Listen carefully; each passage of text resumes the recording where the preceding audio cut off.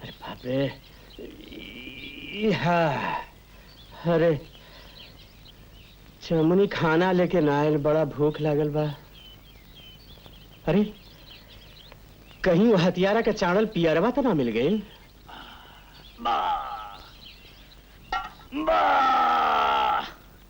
का खाना बनावे लो। अच्छा अच्छा, हम सब बुझत बानी, अब जल्दी जल्दी खाई ले। काहे को? बाबू आ जाई ना तब बड़ी मुसीबत। ऊ खुसट का नाम लेके काहे को हमार खाना खराब करत हो? अरे पगली, जब मियाँ बीवी राजी तो का करें काजी? दिल वाले दुल्हनिया ले जाएंगे, दिल वाले दुल्हनिया ले जाएंगे, और दिल वाले दुल्हनिया ले जाएंगे, तेरे बापू देखते रह जाएंगे, तेरे बापू, ओ बापू।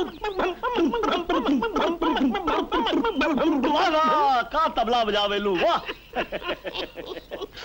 हाय मेरी रानी जमनी, एक बात कही, तोहार बापू हट्टा कट्टा उल्लू का पट्टा बाटे।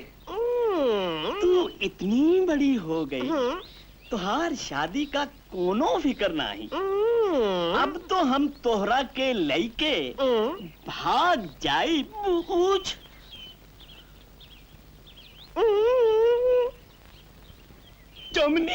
जमनी का बाप ससुर गाजीपुर वाला। छे पैसे चल कलकत्ता, छे पैसे चल कलकत्ता, छे पैसे चल कलकत्ता। चकई का चकदुम, मकई का लावा, चकई का चकदुम, चकई का चकदुम, चकई का चक, चकई का चक, चक।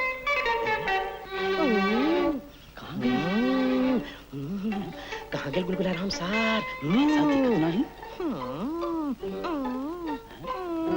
अरे भागा, अरे हमारे पीछे नहीं छोड़ा।